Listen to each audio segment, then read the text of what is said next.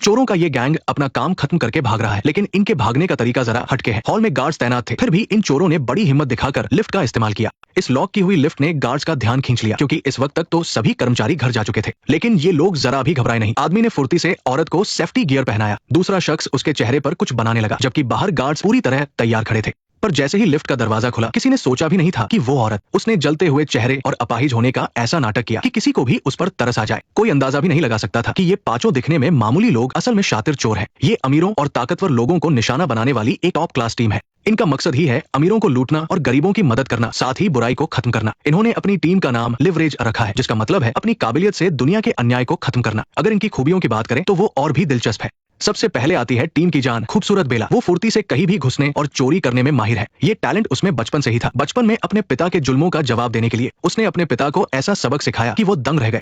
बाकी लोग भी अपनी फील्ड के पक्के खिलाड़ी हैं। सोफिया एक्टिंग और बातों के जाल बुनने में माहिर है। उसका काम भेस बदलना है। एलेक्स टीम का सबसे ताकतवर सिपाही है, जो सबकी सुरक्षा करता है। हैरी एक जीनियस हैकर है, जो टेक्निकल बैकअप देता है। और टीम का दिमाग है नेट, जो पहले एक इंश्योरेंस एक्सपर्ट था। इनकी पुरानी कहानियां हम बाद में जानेंगे, क्योंकि आज इनका निशाना बहुत बड़ा है। इनका टारगेट है एक बड़ी एयरलाइंस कंपनी का वाइस प्रेसिडेंट। जी हाँ, वही रईस और घमंडी आदमी। इस अधिकारी के काले कारनामे अनगिनत है। उसने सुरक्षा के खतरों को छिपाया और लोगों की जान जोखिम में डाली। उसने दूसरों की मेहनत को धोखे से अपना नाम दिया। और सबसे बुरी बात तो यह है कि उसने टीम की फीस मारने के साथ साथ उन्हें रास्ते से हटाने की भी कोशिश की। वो सरकारी प्रोजेक्ट से मोटा पैसा कमा रहा है। सरकारी प्रोजेक्ट्स की बात करें तो नाइजीरियाई स्कैम का नाम तो आपने सुना ही होगा। वहाँ ये फर्जी ईमेल्स और फ्रॉड के लिए मशहूर है। हैरी को यहीं से अपने प्लान का आइडिया मिला और मिशन शुरू हो गया। सबसे पहले मैदान में उतरी सोफिया। साइलेंस। सोफिया ने एक ऐसी कंपनी का नाम लिया जिसे कोई नहीं जानता था। बॉस भी उसे सुनकर चकरा गया। तभी सोफिया ने इशारा किया कि ये कंपनी सरकार और बिजनेस के बीच के गुप्त सौदे संभालती है। बॉस फौरन समझ गया, लेकिन दिखावे के लिए उसने इस ऑफर को ठुकरा दिया। सोफिया ने मौका देखते ही उसे कहीं और चलकर बात करने का सुझाव दिया। वो बॉस पहले से ही बदचलन था। ऊपर से सोफिया की अदाओं के जाल में फंसकर वो उसके पीछे पीछे चल दिया। उसे अंदाजा भी नहीं था कि ये सब एक बड़े प्लान का हिस्सा है।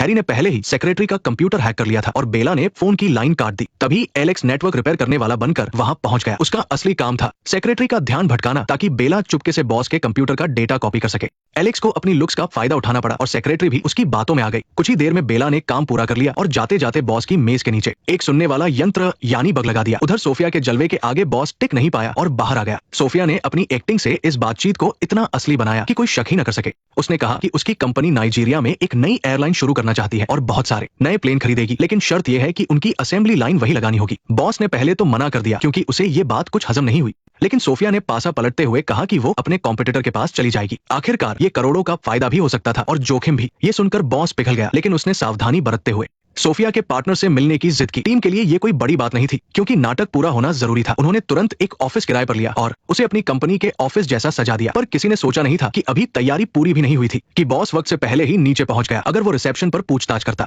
तो पूरा भंडाफोड़ हो जाता। तभी नेट ने कुछ हंगामा करने का फैसला किया, ताकि बॉस का ध्यान भटके और सोफिया को नीचे पहुंचने का वक्त मिल जाए। पर किस्मत देखिए, उस वक्त लिफ्ट भी बिजी थी। ऐसे मुश्किल वक्त में बेला ने एक तरीका निकाला। साइलेंस। जल्दी करो, क्या हुआ? ठीक है। सोफिया बॉस के पूछताछ करने से पहले ही वहां पहुंच गई। ऊपर जाते वक्त सोफिया ने बातों बातों में बताया कि उसके क्लाइंट अफ्रीकी नेता है, जिन्हें रिश्वत लेना पसंद है। बॉस को यह सुनकर कोई हैरानी नहीं हुई और वो तुरंत कमीशन देने को तैयार हो गया। पर एक गड़बड़ हो गई थी। एलेक्स ने बस अभी अभी कंपनी का बोर्ड लगाया था। खुशकिस्मती से बॉस का ध्यान उस पर नहीं गया। जैसे ही वे मीटिंग रूम में घुसे, वहां सच में कुछ अफ्रीकी अधिकारी बैठे थे। उनका रहन सहन और बात करने का तरीका बिल्कुल असली सरकारी अफसरों जैसा था। मीटिंग बहुत अच्छी रही और उन्होंने फैक्ट्री को सरकारी कंट्रोल में लेने की बात भी मान ली। लेकिन जैसे ही मीटिंग खत्म होने वाली थी, सोफिया ने अचानक बात का रुख मोड़ दिया। उस दूसरी बात के बारे में क्या? जरूर, ये रहा लिफाफा। सामने वाले ने 10 लाख की मांग की थी। सब कुछ टीम के प्लान के मुताबिक चल रहा था, लेकिन उन्हें क्या पता था कि आगे कुछ और ही होने वाला है। बॉस को वो बग मिल गया जो बेला ने लगाया था। उसने जब इसकी जांच की तो उसे सोफिया के धोखे का पता चल गया। उसके पास नेट और सोफिया की तस्वीरें थी और उसे पता चला कि उस बिल्डिंग में ऐसा कोई ऑफिस नहीं है। सबसे बड़ी बात यह थी कि धोखा देने के लिए नाइजीरिया का नाम इस्तेमाल किया गया था, जिसे सब ईमेल स्कैम समझते हैं।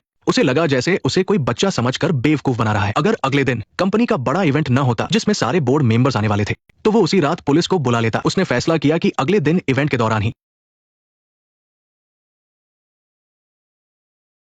अगले दिन सुबह सब तैयारी करके नए कपड़ों में कंपनी पहुंच गए। वे अफ्रीकी लोग भी आ गए थे, ताकि इवेंट के बाद एग्रीमेंट साइन किया जा सके। बॉस के लिए भी वो दिन बहुत अच्छा था। इवेंट के बाद कंपनी के शेयर की कीमत 10% तक बढ़ गई थी। वो सोफिया और उसकी टीम को फंसते देखने के लिए बेताब था। वो सबको मीटिंग रूम में ले गया, पर उसे ये नहीं दिखा कि सोफिया और बाकी लोग कितने शांत थे। जैसे ही सब अपनी जगह पर बैठे, उसने बाहर छिपे हुए एजेंट्स को अंदर बुला लिया। लेकिन वो जो देखने वाला था उसके लिए वो तैयार नहीं था। हिलना मत सर, क्या आप ठीक है? हाँ मैं ठीक हूँ, सब कुछ एकदम सही है। रुको, मुझे जाने दो, मुझे क्यों पकड़ रहे हो? अपराधी तो वहाँ बैठे हैं। सुनिए, मैंने स्पेशल एजेंट से बात की थी। मैं ही वो स्पेशल एजेंट हूँ। किसे पता था कि वे लोग सच में नाइजीरिया के असली अधिकारी थे। बॉस ने सोफिया की तरफ इशारा किया, पर सोफिया तो वहाँ से गायब हो चुकी थी। सबसे मजेदार बात यह थी कि उन अधिकारियों ने कहा कि सोफिया असल में बॉस की ही आदमी थी। अब पूरा प्लान सामने आया। सोफिया पहले बॉस की असिस्टेंट बनकर असली अधिकारियों से मिली थी और उन्हें यकीन दिलाया था कि ये कंपनी का ही प्लान है। फिर वो उन अधिकारियों को लेकर बॉस के पास पहुंची, इसीलिए वो बोर्ड आखिरी वक्त पर बदला गया था। टीम का मकसद सिर्फ ये था कि बॉस को रिश्वत मांगने के जुर्म में फंसाया जाए। सोफिया ने अधिकारियों को भी यही बताया था कि बॉस रिश्वत चाहता है।